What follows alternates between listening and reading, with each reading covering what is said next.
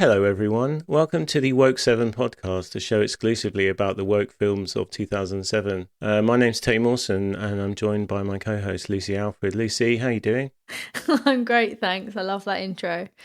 We're rebranding. Already? It's called a pivot. Pivot. We're going right wing. Great. After the insane backlash from the two films in a row about immigration, we've been government mandated to take a different direction. And now we're only going to do films about apocalyptic stuff because that's cool. And it feels imminent. Yeah. All in the name of balance, Che. This is it, like the BBC. Exactly. If you're listening, BBC. They are listening and they're scared. Like Big Brother Corporation. We're going to talk about I Am Legend. Yes, we are. Which I'm not happy about 100%. You're going to have to talk me around on this one. This is what I would call a reverse once situation. Yeah, it couldn't be more different, apart from the fact it's a film. But this was popular demand. Yes. Going to get my shout-outs done early. Top of memory, Matt Gear and Bam. Bam being my brother's friend. Matt Gear. Yeah. Yeah, Matt Gear's never just Matt. He's always Matt Gear. That's good though. But Bam is just Bam, because no one's called Bam. Bam Margera is called Bam. I never thought of that actually. Bam, if you're listening. How do you feel about being likened to Bam Margera? But yes, they both requested that we did I Am Legend.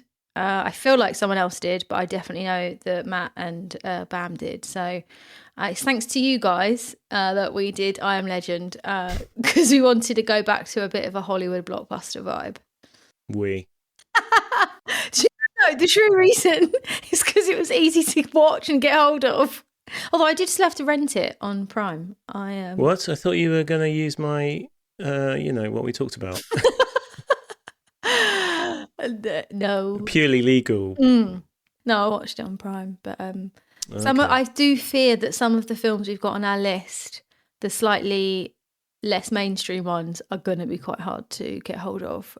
No, they won't. We'll figure it out. We'll figure it out. Studios will give us press discs. Yeah. They've got them lying around. They never throw them away. Keep them forever. For just this purpose. In case two idiots that are doing a film podcast want to watch it. Thank you, Matt Gear. If you will recall, I said that the start of this film was one of the best smash cuts into Apocalypse.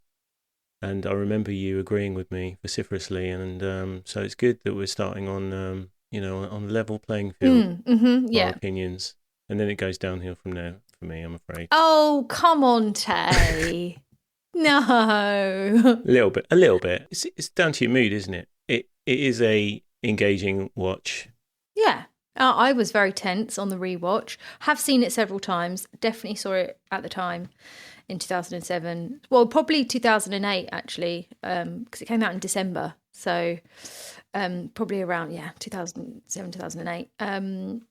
And I have seen it since, but it has been a long time. So whilst I did remember the premise and most of the plot this time, of course, the exact details, I don't remember it frame for frame. So I was sitting there a bit tense. But you're right, it's not gonna surprise anyone in that way. It's not like a fancy film. And when I was talking about it with my boyfriend, he was like, wasn't the CGI really crap? And I was like, oh yeah, the monsters were terrible. And he was like, yeah, he remembered them being panned at the time. And I just think it's such a shame because the rest of it, I think the rest of the CGI was great. But the scenery and the way that they post-apocalypsized New York City, they apocalyptoed it. I thought, I remember thinking at the time, oh my gosh, wow, that looks so mental, like New York City, and seeing it with all the plants growing around everywhere and the birds and the way that nature had kind of recolonized. So I was equally as impressed, although of course we've seen similar stuff more recently with what's the Pedro Pascal one called that I like? The Last of Us. The Last of Us. I think I'm perimenopausal. This is happening to me more and more. I just can't get the information. I was going to ask, I know. And I don't think we should make this a regular. This is not entirely related to what you just said, but do we need to establish where you are in your cycle with this film? Yes, we do, because I cried in this film, and I thought I have to talk about this in the podcast because I'm pretty sure this is dangerous. We're just enabling like surveillance capitalism by telling people about this. But anyway. Yeah, I did ask. You did ask, and I actually wrote notes that I did cry at the dog, of course, the dog scene. The dog getting bitten, and then him having to put the dog down. Yeah, quite a lot. Real sad. Really, really sad. It is sad. I didn't cry. No, but I did laugh at myself because I was like, of course I'm crying at this because I'm during my period. But I, in preparation for the pod, I did actually watch. It's going to become a regular section on this show. I did actually watch Everything Wrong With, and I haven't watched one of them for a really long time because they used to annoy me because they used to ruin my like films that I enjoyed. But it did point out quite a lot of like shit with this film, so I'm excited to hear all the things that you didn't like about it. My first thing in my book that I wrote was, why is the car so clean and where is he getting fuel from? Because we know from The Last of Us that the fuel, obviously The Last of Us is like a bit longer since the first incident, but like the cars are dirty, like there's no fuel and the fuel is old in the engines and stuff. So there's lots of little things like that, lots of inconsistencies. But overall, it's entertaining. But yes, as I said, before we get into that, Tay, what is I Am Legend? Tell me. Well, if you want to talk about the novel, I Am Legend is a self-referential title. You're probably reading it thinking, oh, what?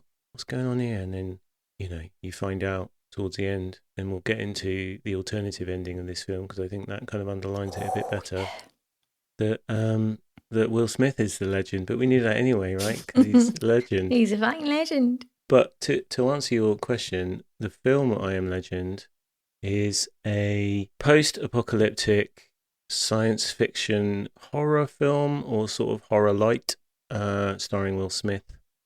And almost entirely Will Smith and a dog and a couple of other people, but mostly Will Smith. So he's carrying this film, and he plays Robbie Neville. Bobby Nevs.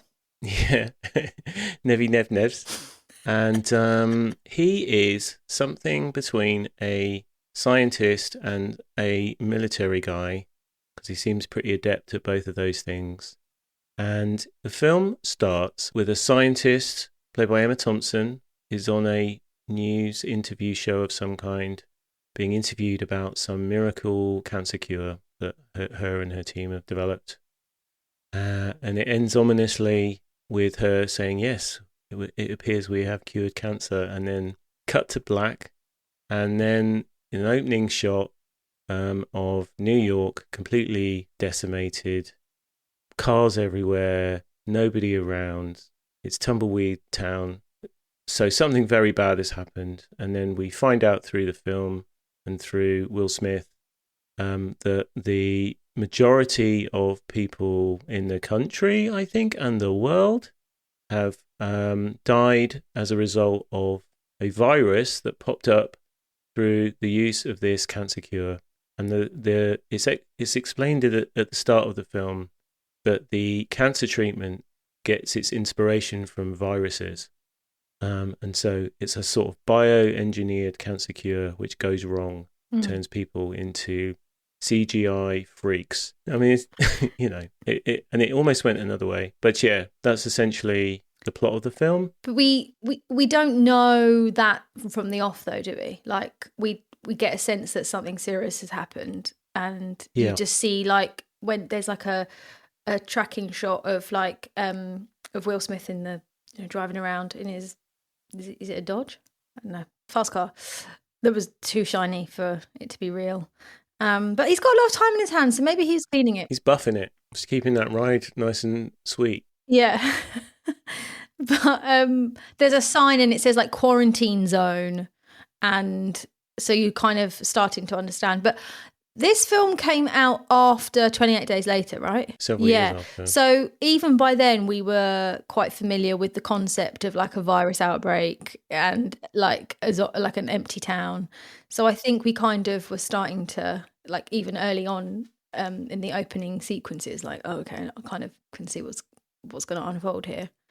But we don't see any monsters, but we get a sense that it's dangerous to be out at night time because his alarm starts going off and he looks at where the sun is in the sky. And then, of course, we then find the creatures. Yeah. Vampires, copyright. Vampire. I didn't actually get that until I was doing my research. Apparently, they were vampires in the original novel, and then obviously everyone calls them zombies. I think probably because of 28 Days Later, because they're sort of... Who's they? Who calls them zombies? You know, the people, like me. Oh, well, Will Smith and Francis Lawrence, the director, when they were doing press for this, they made a big thing of calling them Dark Seekers. And I don't know what the issue was there. It's not a good name, I don't think. It's a bit too literal, isn't it? Like, at least vampires conjures up some sort of like ancient romantic, connotations, whereas Dark Seekers is like, oh yeah, okay. It tells me everything I need to know about them. Yeah, when I was reading that about them being vampires, because they're sensitive to sunlight, they bite.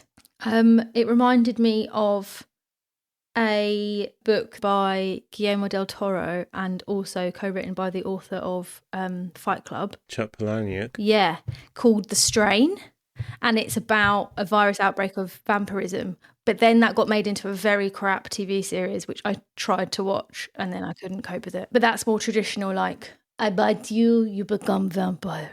Whereas this is just like... Yeah, they've over-scienced this one. Yeah. There is a contact strain and an airborne strain. Yeah. And Robert Neville, Will Smith, is immune to both, which I guess is why he's still there. You get into it through a series of flashbacks, but he loses his family in the kind of scramble for people to leave New York. Yeah. And he's two things, it feels like. Incredibly driven, maybe to the point where he's forgotten what the point was of him being there. Every day he is diligently researching and trying to figure out how to reverse the effects of this virus. But at the same time, he is going slowly loopy. And it's sad. Will Smith does do like popcorn films, but he always gives 110% in it. And that I would say is one of this film's saving graces, is that at least he is quite compelling, and you feel things because he makes you. So yeah, him and his dog Samantha. If you're on formal terms with the dog, it's Samantha. Well, you only learn it's Samantha when Samantha's dying. I know. I'm sexist and thought Sam was a boy. Oh, okay. Yeah. Who? There's a little sound clip. Just I'm sexist. Well, we're woke. We're not. No, we're anti-woke now. So we're anti-woke. You're not cancelled for saying that. Yeah. If anything, you've just made an inordinate amount of money. Got some points. Yep. Sexist points. Yeah. So it's just him and his dog, and he makes friends with mannequins in the shops. He's had a lot of time to make New York his playground, basically. Oh, bless him! But it has been 1,000 and something days, so that's right. He's got to keep himself entertained. I like his routine. Gets up, has breakfast, does his workout. Love the scene of him. There's always a bit of Will Smith body in these films. Yeah, but do you know what? I don't really fancy Will Smith for once. No, just, I don't think it's about that, though. It's just about showing you that he's committed to being buff. Well, he is a military guy. Isn't it convenient that the one of the lone survivors is a scientist and an army guy and also is immune? Yes, I don't think the novel goes the same way. I only have vague memories of the novel, but I'm not sure that he's like a military / scientist guy. But it's a convenient kind of confluence of skills, isn't it? It's apocalypse popcorn, a popcorn lips. Popcorn lips. Oh, that's going in. I'm keeping that. I feel like it's interesting watching this film with a 2025 lens, being that we're post-COVID. And it's so weird to see how many like similarities there were, but then also how like crazy different it is. You know, they didn't like bomb the Brooklyn Bridge to seal off the island, and there wasn't riots, and we didn't turn into zombies. But yeah, that kind of airborne thing, and also like the fact that it had been studied and that they were trying to isolate it and it got out, all that kind of thing. So yeah, a bit too close to home at times. Oh god, you should try watching Contagion. I have seen that. Post-COVID, I mean. Oh no, I haven't watched it post-COVID. It's like, hello, Mr. PTSD. Please come right in. Make yourself comfortable. Well, for the next couple of hours, we're going to be revisiting some moments. Really horrible times. Later on, we see a new character introduced called Anna, played by Alice Braga, with her little son, Ethan. And they represent other survivors who are on a mission to go to another survivors' colony, the like of which Robert Neville does not believe exists. We also have little Willow Smith as a wee one when she was teeny weeny, like maybe 2 or 3, playing Marley Neville, Robert Neville's little girl. I didn't get that. And then, did you not? No. Oh, because both of his kids are in his like that era of Will Smith films. Willow Smith is in this one, and then Jaden is in the one where he doesn't have any money. Oh, okay. What's that one called? The Pursuit of Happiness. Pursuit of Happiness, yeah. So, yeah. And then Sally Richardson plays Zoe Neville, but we don't see loads of them. They're just in flashbacks of the sort of virus outbreak and everything, all hell breaking loose. And that's kind of it, really. Will Smith is the MVP in this film, I think. Practically like a good vehicle for him just on his own, right? That and the dog. Lovely dog. I was very impressed with the dog work in this film. So was I. The dog acting is great. She really looks dead at times and does exactly what she's told. Really lovely dog. Yeah, really good looks, like pointed looks. They took the time to get the right angles. This is a weird thing to say, but they took the time to get the right angles on that dog, which, you know, is probably quite difficult to do. Because it's a freaking dog. Even a trained movie dog, you know, it's going to get bored. But yeah, best character in the film. Fred. Justice for Sam. Oh, no, the dog. I thought you were asking me who's the best, the best character, and I was making a funny. It goes Sam, the dog, Fred, and then maybe Robert Neville. Yeah, Fred is one of the mannequins that is in the shop. Yeah. Who do you think, Tay, set the trap for Neville? I think the leader of the CGI baddies, Mr. Face. Yeah, Mr. Big Mouth, roaring. Giant mouth, giant head. Yeah, like why did they all look the same as well? Like terrible CGI. Like just everyone had the same head. I was like, they're supposed to be mutated humans that had their own unique identities, and now they're all bald men that have the same face. Yeah, I'm going to be like Cinema Sins here and say something that you could just say, well, you've never made a film. Fuck off. But I'm going to say that character design, creature design is, even back in 2007, was pretty good. Yeah. I don't know what and I've read that Francis Lawrence said that he tried to use real people for the what they called hemocytes or dark seekers or vampires or whatever, and they weren't convincing. And I think time pressures meant that they decided to go down the CGI route. But oh boy, can you really tell it's bad. They're terrible. It's a shame. You know, it's not.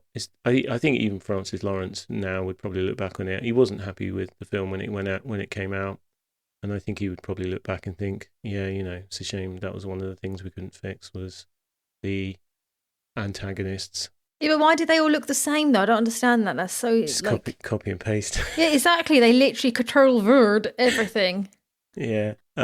Just time. It does really distract from what otherwise I think is a good film. I would have liked in the book, right? I hate to keep doing this, but one of the few things I remember about the book was that there were factions within these kind of baddies, these monsters, and some of them were super intelligent. And the woman in the book, who I guess is sort of Anna in the film, was a spy for them. Yeah, I read that. And that's great, right?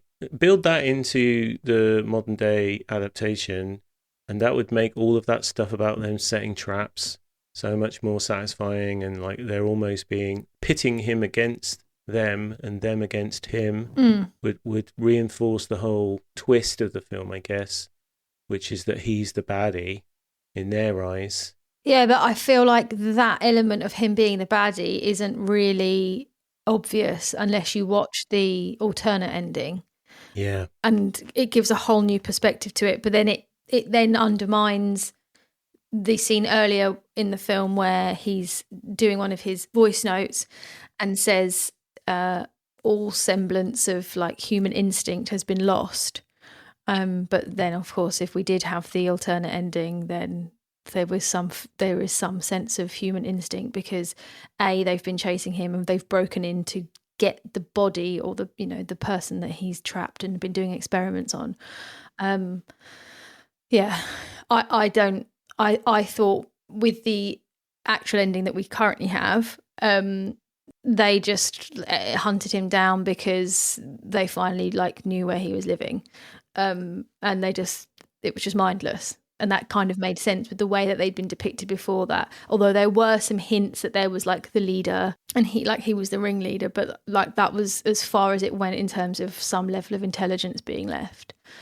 Yeah, it was a bit clumsy, I'd say. Do we need to talk about the endings? Yeah, so we have sort of touched on the fact that there are alternate endings. So the original version of the film that was shown to test audiences showed the three of them, so Robert, Neville, Anna and Ethan, in the lab behind the plexiglass, and he realizes that the monsters, the zombies, the vampires have come for the specimen that he has captured and has been experimenting on, which we have just earlier found out that the cure is working on her because he'd cooled the body down. So he gives the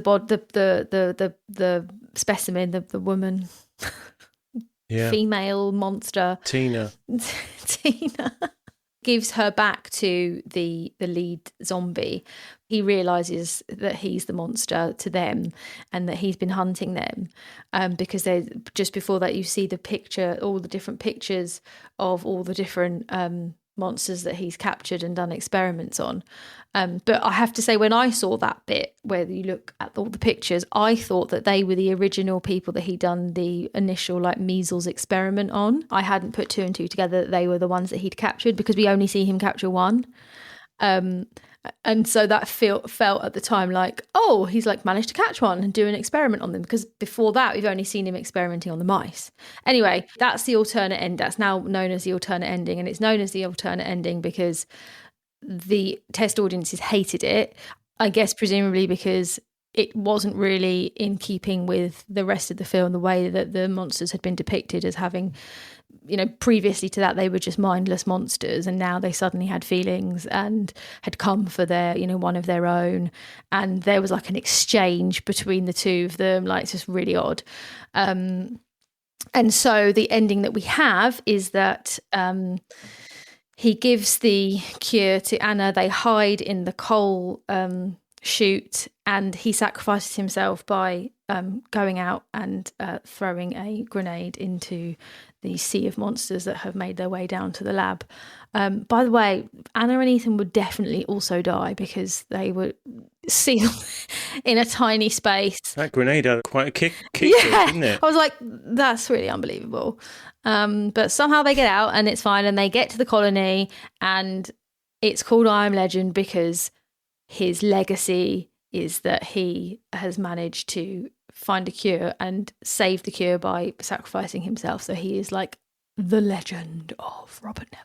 Yeah, it's not the best, is it? No. It definitely blunts the impact of the ending, I think. And even the alternate ending, which has him surviving, is a bit strange, I think. Like, because you could have him have the realization that he is their legend, the bad man, and have him die as almost like a redemption. But yeah, it wasn't popular. They didn't go with that. And I guess there was some nervousness around having your main star be the baddie and then not sacrifice himself to save other people. Yeah, come on, it's a Hollywood blockbuster. Yeah, I know. It's got to have some level of martyrdom in there. I don't know. I guess it's fine. They did test that alternate ending. Yeah, they did. It didn't test well, apparently. No, it did not. Which I think is silly, because like, if they do make a sequel to I Am Legend, they're going to have to use the alternate ending because Robert Neville dies in the theatrical ending. Yeah, unless they just do like he's still dead, but it's like what happened after the cure got to the colony. Surely that's what it's going to be about. Unless Will Smith has been told that he's going to, like, unless it's like been publicised that he's going to be in it. Yeah, I mean, I think the reason why people would watch it is if it has him in it. Michael B. Jordan's going to be in it though, apparently, so that's the reason to watch it. Yeah, but you need that kind of connective tissue, don't you? Well, maybe they'll just do flashbacks to before the original I Am Legend film. I'm just surmising here, I have no idea, but he is dead. They're not going to change the ending of the widely accepted version of that film just to shoehorn him in. I really don't think so. We should probably mention that this is the third adaptation of this book. There was The Last Man on Earth in the 60s. In the 60s, when there was 24 post-apocalyptic films, according to Wikipedia. Wow, was there? Gosh, everyone was really worried in the 60s, I guess, Cold War and that. Oh, you think 24 is a lot? Okay. In the 70s, there was The Omega Man with Charlton Heston, and there were 42 post-apocalyptic films. Whoa! In the 70s. I'll whiz through these. In the 80s, there was 50. In the 90s, there was 40. Something's going on in the 90s, because in the noughties, this period of time for this film, 71. And then between 2010 and 2020, 123. Whoa, we're getting more and more... We're getting more ready. Cynical about the state of the world. That makes sense. It does, doesn't it? The 90s is a real weird outlier, isn't it? Yeah, 40. Only 40. I mean, this is bullshit, right? But like, fall of the Berlin Wall, end of the Cold War, end of history, maybe? Well, the 90s was a pretty golden era. I mean, and I know I'm probably saying that because I'm a late 80s baby, so my childhood was the 90s. But... you know, everyone was living on credit. We all had bare money. We all went on package holidays. We all went to university. Like, it was a golden era. And then we had the financial crash of 2008. But yeah, I think that's probably why everything felt a bit cushy in the 90s. Lots of people are saying like the 90s was the last good era where like things felt relatively stable. Not to discount, there were wars and there was a lot of trouble in the world, but it was not as wide scaled, and also we didn't have the internet in the same way that we do now. And I think the internet is breaking us all. Yeah, she says creating a podcast is going to be listened to via the internet. Oh no, people could oh shit. Now you got to download it off the internet, babe. Yeah. I could go around and play it to them on a tape recorder. Remember we said we were going to do that for the bank? Exactly. Bank you need to get it on tape, babes. Yeah.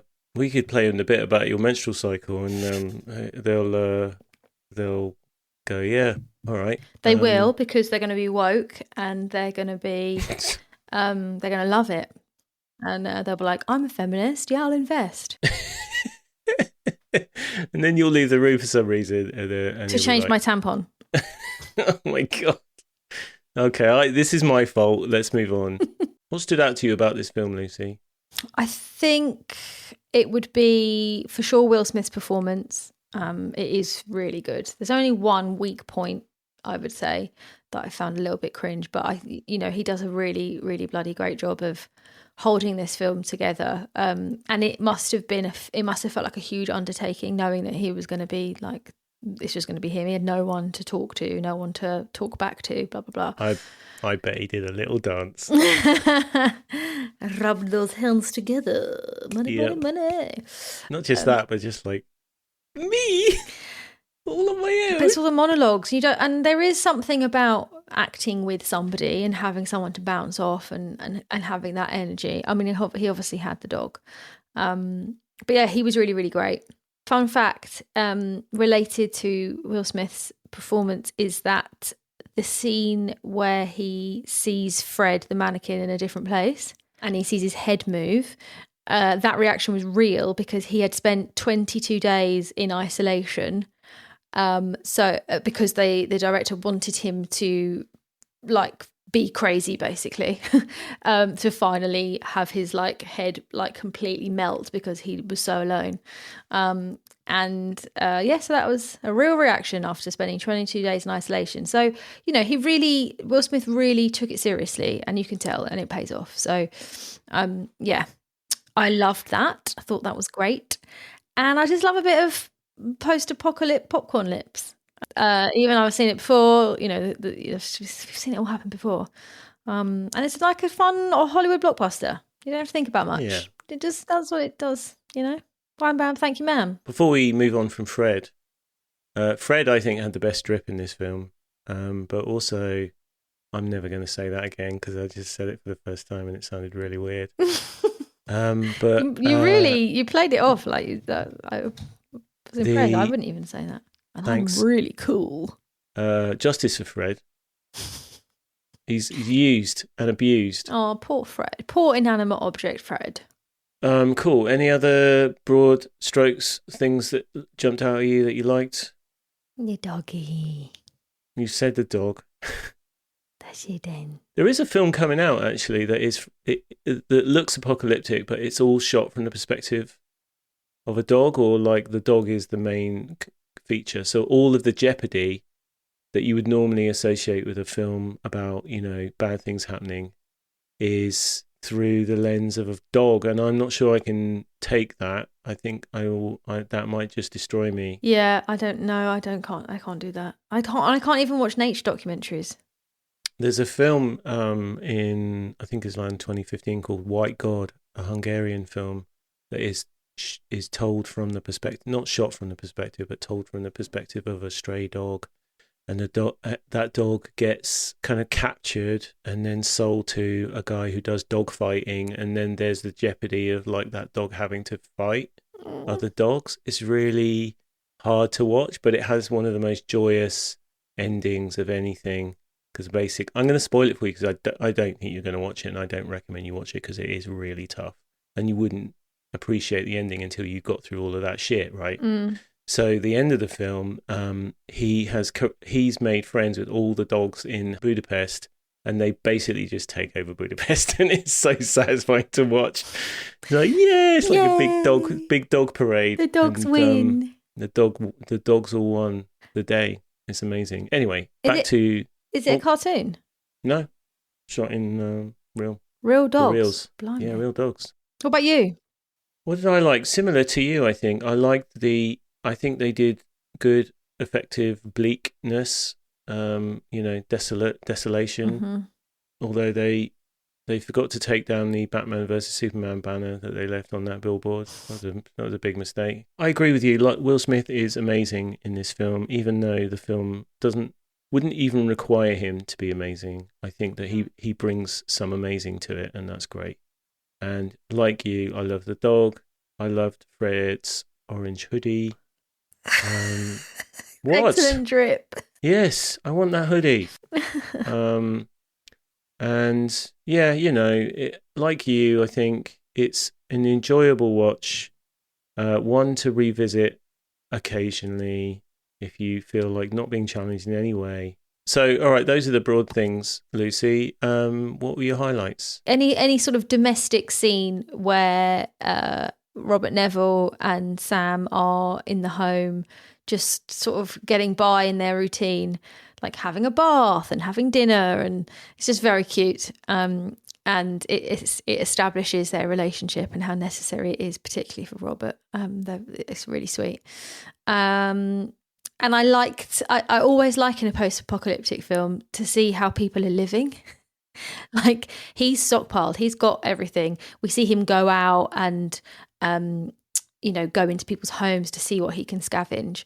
So he's got, and he's continually looking for things that he could find useful, and food, etc. So yeah, I liked that. That was a highlight for me. And yeah, the scene where I didn't really, it's a bit brutal the way he sort of puts Sam down. I don't really know why he wouldn't have had some sort of lethal injection, because I thought that's what he was doing. I thought he was giving her an injection. Yeah. I don't really know what that injection that he did give her was supposed to be. Maybe like to calm her down or something. Wasn't it the compound? I don't really know, but too distressing to think about it. Yeah, and then he like strangled her, but yeah, that was pretty emotional. Other highlights? There's no real like funny moments. I suppose the lighter scenes are those kind of domestic scenes with him and Sam, but yeah, there's nothing like fun, romantic. No, romantic. I love romance. You know me. I like the Shrek scene, even though it's not massively subtle. I like the mirroring of the trap scene. The trap that the baddie set is, beat for beat, the same one that Robert set to steal the girlfriend. Yeah. Oh, the other thing that I really liked was how they hibernate or how they sleep.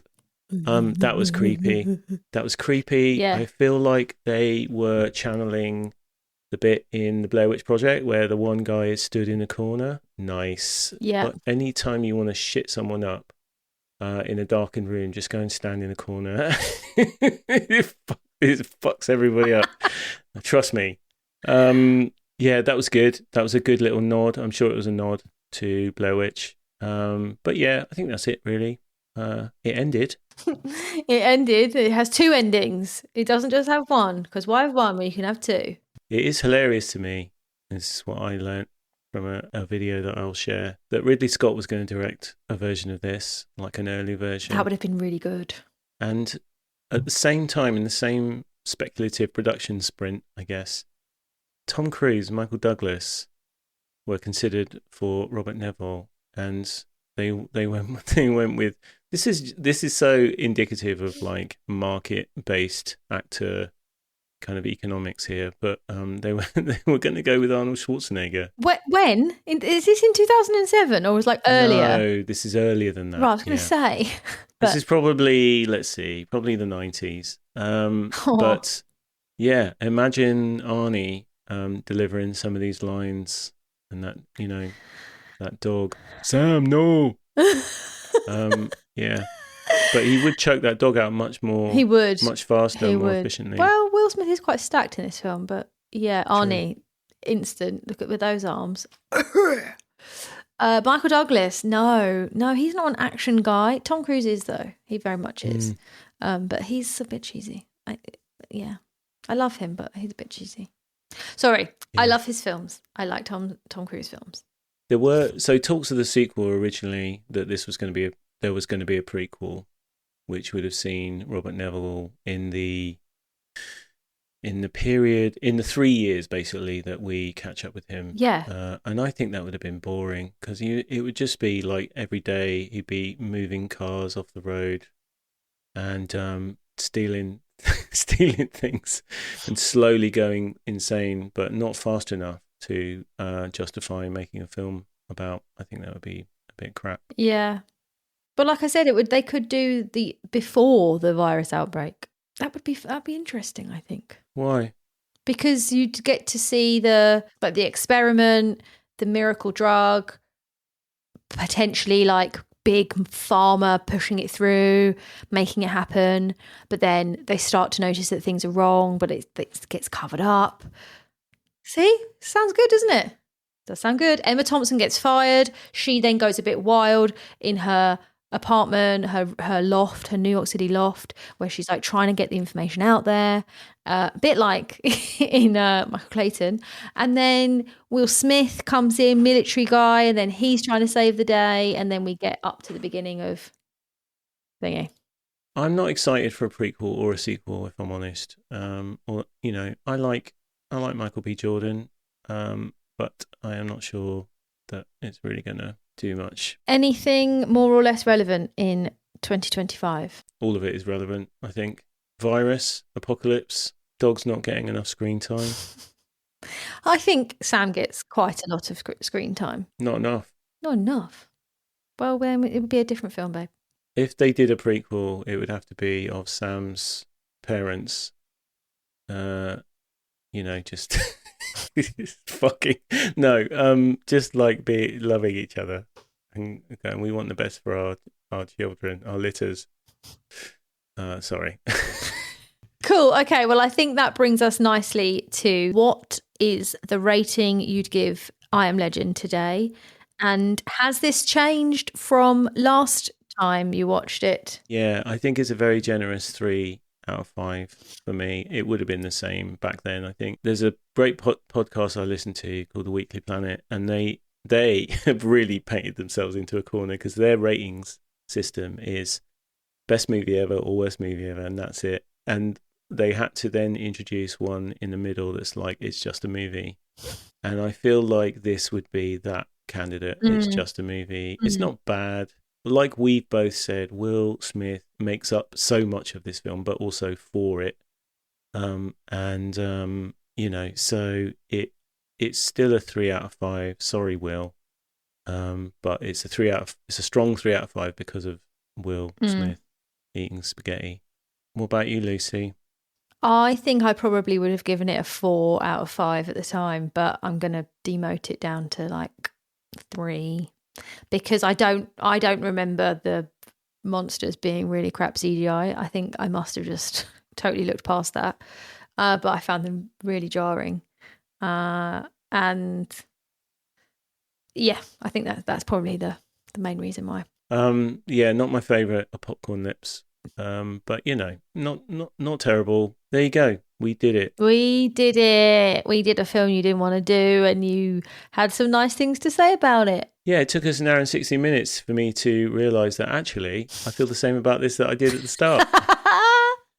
You were clearly more discerning than me at the time, because I remember being very entertained by it and would have given it a solid 4. I'm sure I found it like perfectly watchable, but I don't think it would have bowled me over. But also, like, I wonder if at the time I was a bit snooty.